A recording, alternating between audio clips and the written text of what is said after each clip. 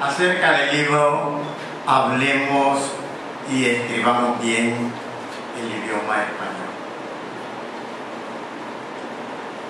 Conocer las incorrecciones de nuestro lenguaje, cometidas por vicio o por ignorancia, es tan importante como el conocimiento de los términos correctos.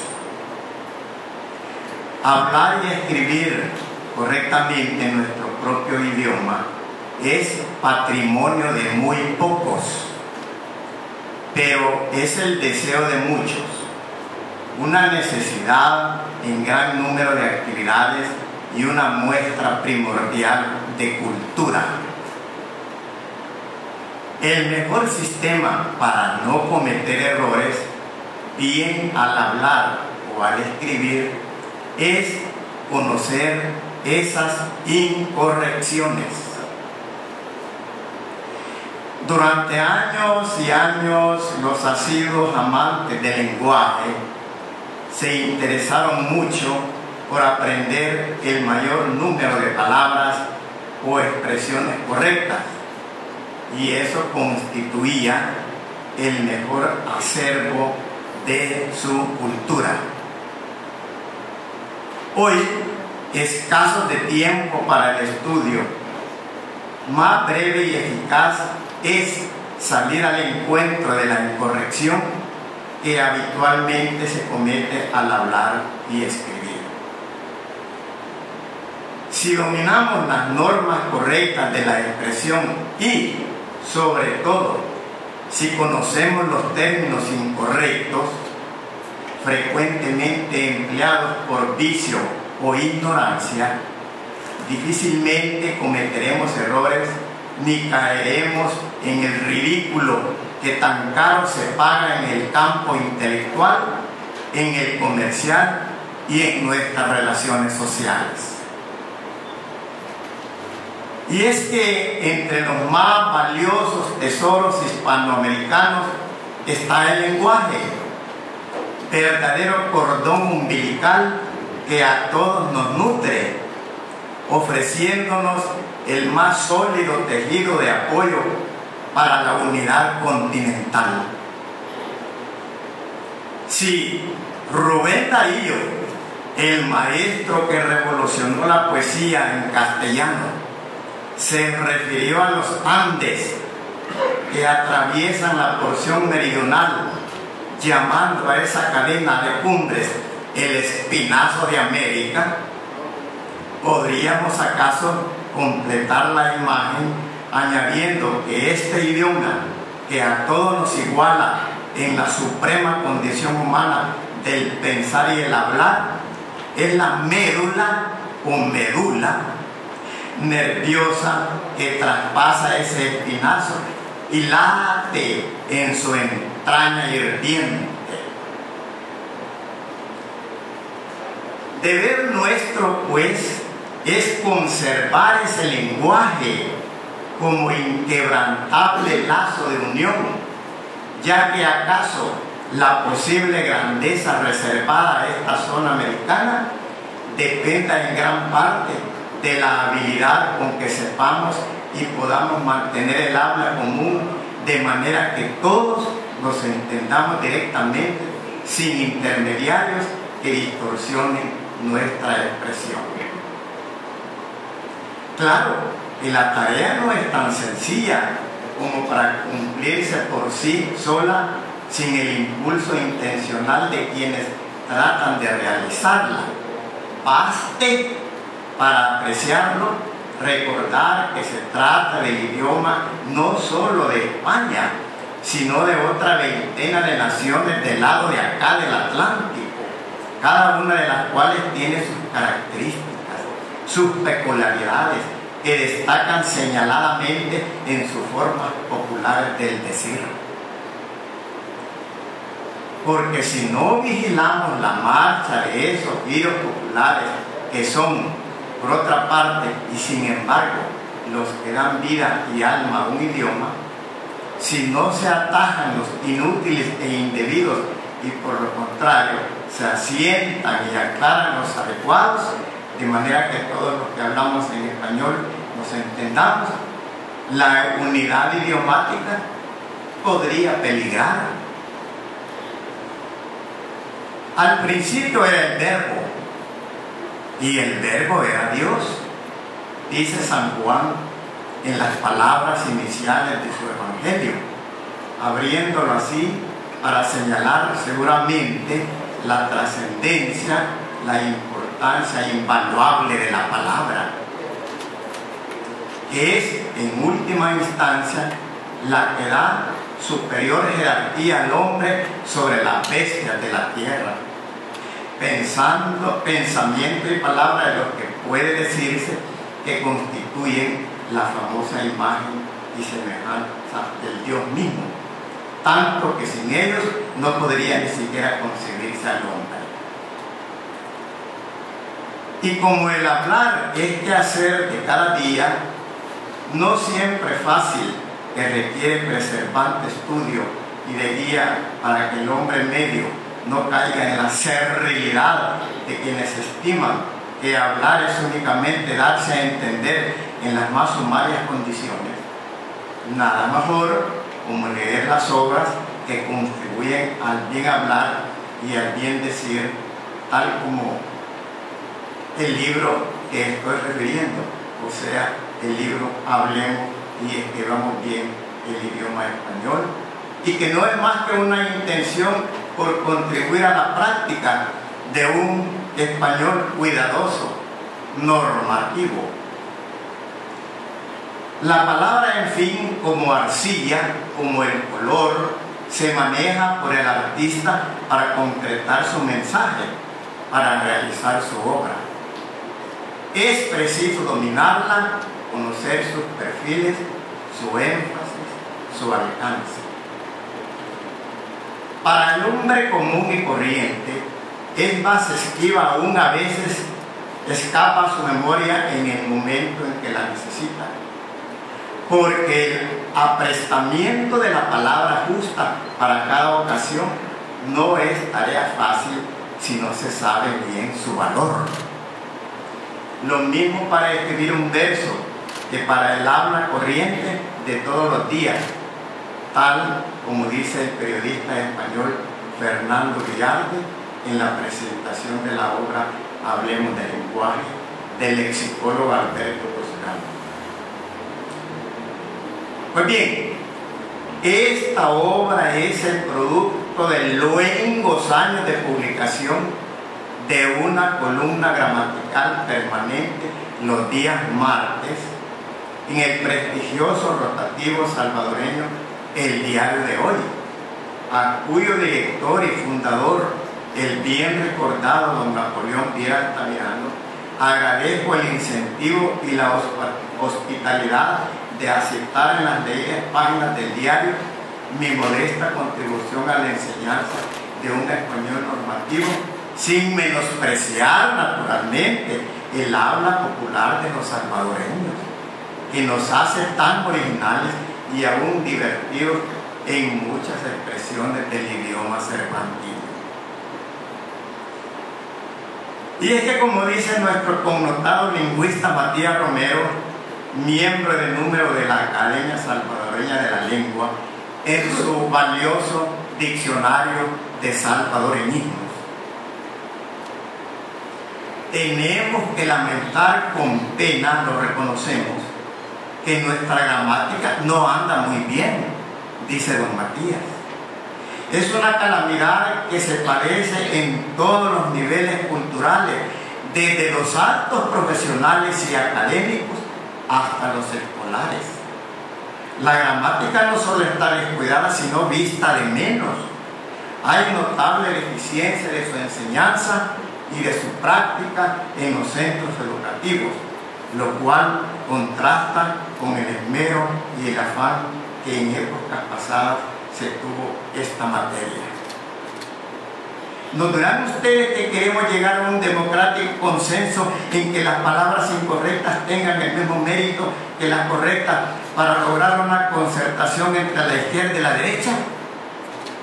No permita Dios, a quien se lo pedimos por los ruegos de su siervo don Antonio de Nebrija, que nuestra lengua se salga de madre y se desborde bárbaramente por los estribillos de lo que Ortega y Gasset llamaría la anarquía, la chabacanería de las masas, olvidando que la corriente directriz de la castiza castellana y lógica de la historia están en la aristocracia del espíritu.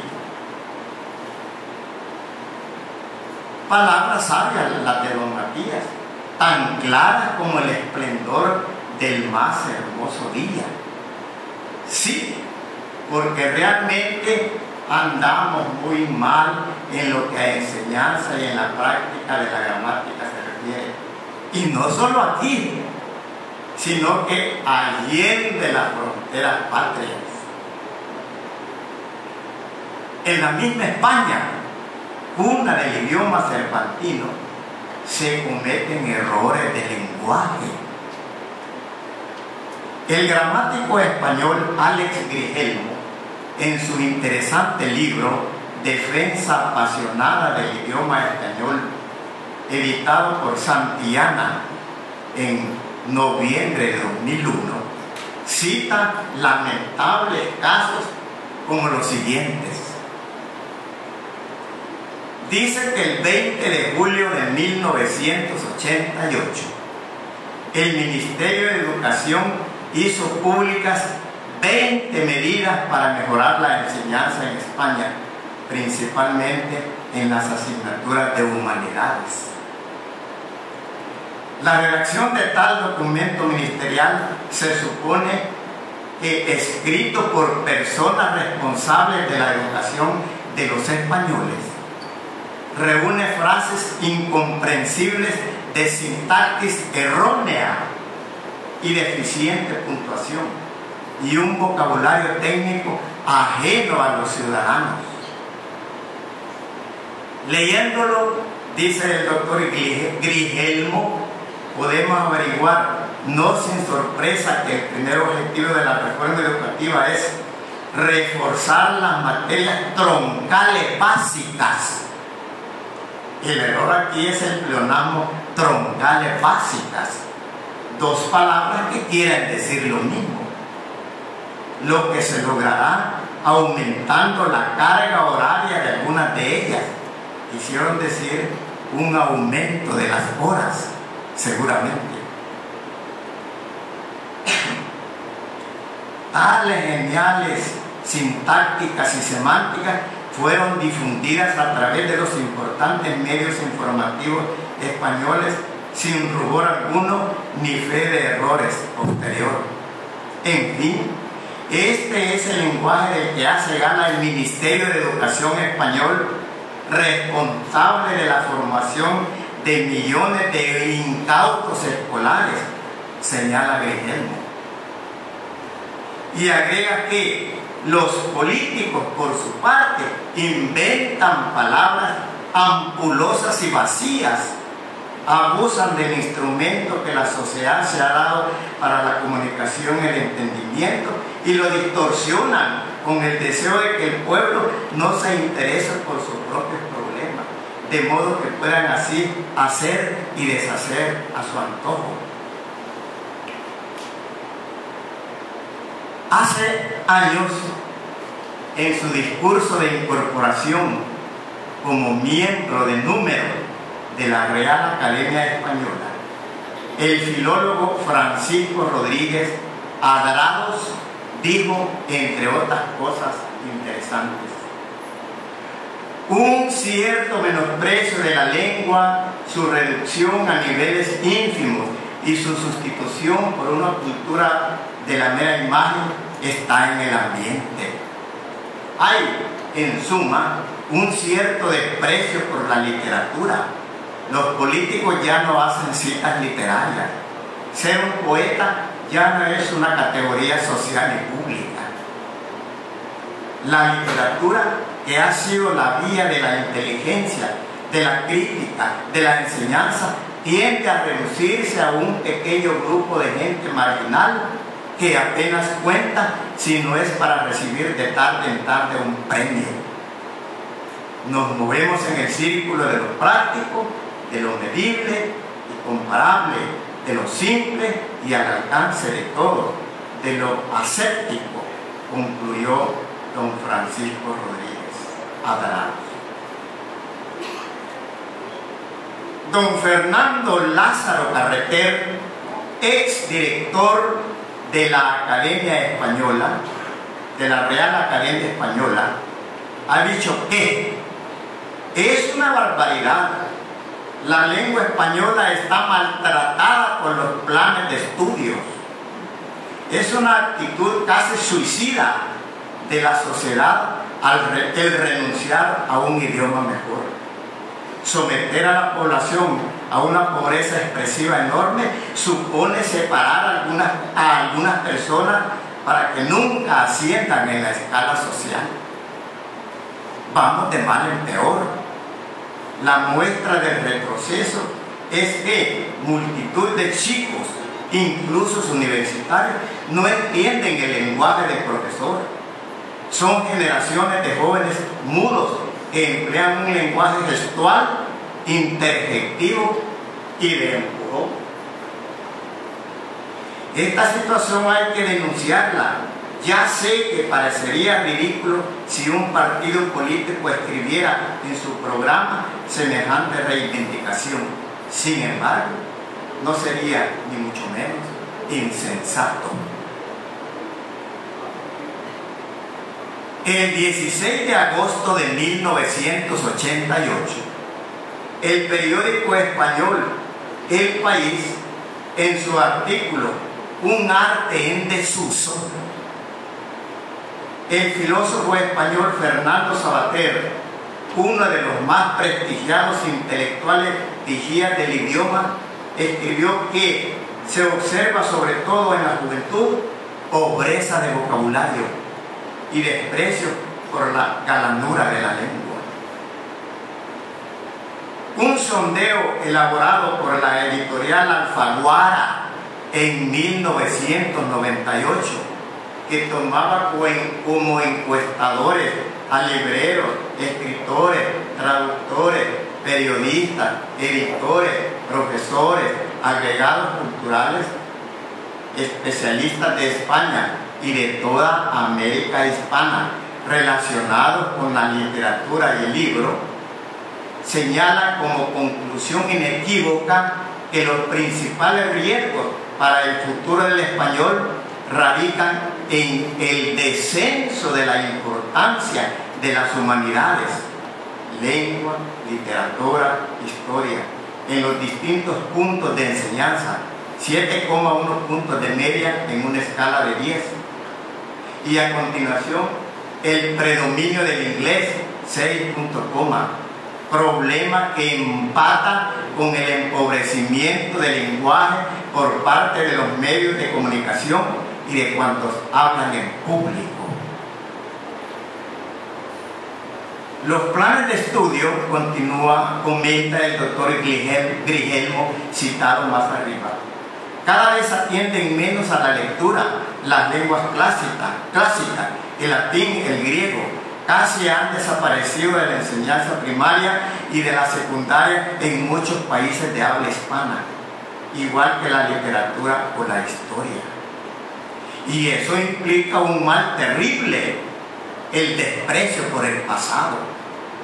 El olvido de los orígenes del idioma acarrea que los jóvenes no tengan inconveniente en aplicar también la goma de borrar en la historia del hombre. Y continúa así. Los jueces redactan sentencias confusas, de sintaxis complicada y errática, con palabras ajenas a los justiciables, llenas de gerundios incorrectos, subordinadas imposibles. Sin embargo, los magistrados habrán hecho esfuerzos inhumanos durante el juicio para imponer las formas, mantener el decoro, y habrán acudido a la sala con su toga y sus prestancias seculares, porque eso les parece muy significativo de su función. ¿Por qué desprecian entonces las formas del idioma? Tal vez porque eso los distancia de los ciudadanos, le garantiza su propio rincón inaccesible, porque el lenguaje constituye también un instrumento de poder, y porque nadie en su aprendizaje les habló de la importancia de comunicarse con claridad, concluye el doctor Grigelmo. Aún, fijémonos, hasta los más ilustres conocedores del idioma español no se salvan de distracciones al redactar. El doctor Grigelmo cita el caso lamentable nada menos que de don Luis María Anson, quien fuera miembro de la Real Academia Española. Grigelmo se refiere a un artículo del académico Anson publicado en el diario ABC de Madrid el 16 de febrero de 1988, con errores de concordancia que debería identificar cualquier alumno que haya concluido el bachillerato, subraya Grigelmo. El académico Anson escribe así: la condena de Barrio Nuevo supone que Felipe González encontraría gravísimas dificultades para continuar. Lo propio es, dice Grigelmo, supondría que encontrase. También es correcto, supone que encontrará. Pero en aquel momento la condena no se había producido aún. Y continúa así el articulista Anson: si González y su equipo consiguen que Barrio Nuevo no sea condenado, el expresidente quedaría a salvo. Anson escribe: si consiguen, quedaría, en lugar de lo correcto, si consiguiesen, quedaría, o si consiguen, quedará. Se trata de un error muy habitual en la prensa que se aborda con diversos ejemplos en el estilo del periodista, editado en 1997 por la editorial Tauros, concluye el gramático Alex Grigelmo. Y si esto es lo que sucede en España, la cuna del castellano español, ¿qué no acontecerá en el resto de los países de habla hispana? Pues no es raro que también haya descuidos en el hablar y el escribir en otros países, incluso en las islas Filipinas, en donde también hablan nuestro idioma. Por ejemplo, en nuestro querido El Salvador, los personeros del Ministerio de Educación remiten sus comunicados así, por ejemplo: queridos pleca-as, maestros pleca-as, estimados paréntesis as, licenciados paréntesis as.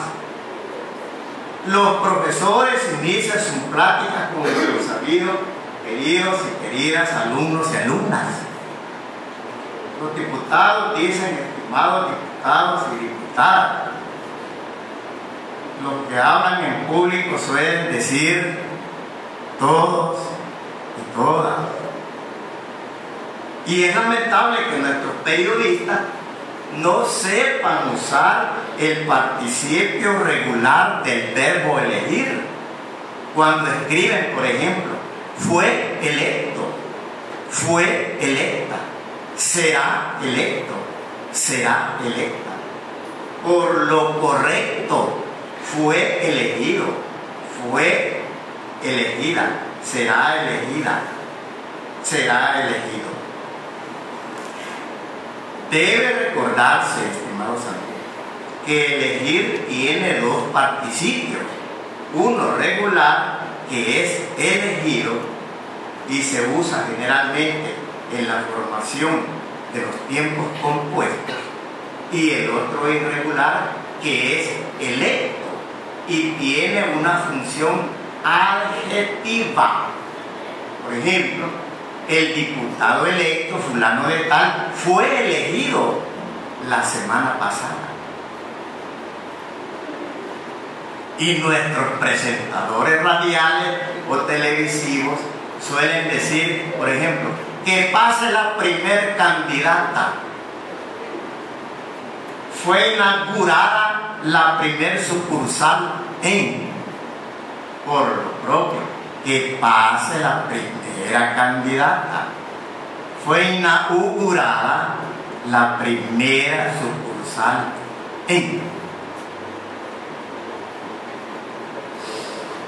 Los periodistas salvadoreños titulan así, por ejemplo: las dormilonas lo dejaron sin un centavo y sin zapatos. Suelen llamar dormilonas a las trabajadoras sexuales que generalmente por la noche adormecen a sus víctimas con una pócima somnífera o soporífera. Pero lo cierto es que ellas no son las dormilonas. Los dormilones son las víctimas de esas mujeres. Ellas son las adormecedoras. Y hay expresiones de locutores nuestros que realmente mueven a la hilaridad, a la risa, como el de un comunicador que el martes 26 de marzo reciente, de la recién pasada Semana Santa, dijo así en su noticiero: esta mañana el Puerto de la Libertad recibió una bofetada de viento de 60 kilómetros por hora. Una bofetada de viento. Probablemente quiso decir fue azotado por vientos de 60 kilómetros por hora. Y hasta los mandatarios salvadoreños no quedan exentos de dicciones antojadizas. Hace algunas décadas, disculpen la franqueza, hubo un presidente de la República que repetía con toda naturalidad la redundancia: campesinos del campo.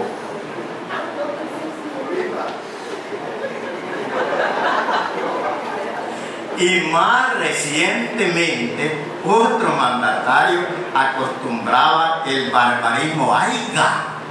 Todo un presidente de la República. Y cuando se le decía, se le hacía ver el error, decía que era por influencia del inglés, porque él hablaba mejor el inglés que el español. Y lamentablemente el actual presidente, que es periodista de profesión, acostumbra a expresar desdoblamientos como todos y todas, amigos y amigas, salvadoreños y salvadoreñas, ciudadanos y ciudadanas, olvidándose que la hermosa lengua española no es feminista ni jamás lo será, tal como sostiene el doctor Víctor García de la Concha, exdirector de la Real Academia Española. Y disculpen las franquezas. Sería largo de enumerar, pues, las faltas a un español normativo en que incurren muchos de nuestros periodistas, docentes, abogados, personeros de gobierno, letrados, oficinistas, secretarias y demás, demostrando con ello evidentes descuidos en el arte de la correcta dicción. Y es que, amigos, el mal llamado lenguaje de género, que realmente es un lenguaje no sexista, propicia esta clase de expresiones traídas de los cabellos, como eso de las y los, alumnos y alumnas, diputados y diputadas, todos y todas, etc. El doctor Armando Alba, con B, destacado catedrático y lingüista dominicano, entre otras cosas, escribe así en su interesante trabajo Las dominicanas y los dominicanos. Lo primero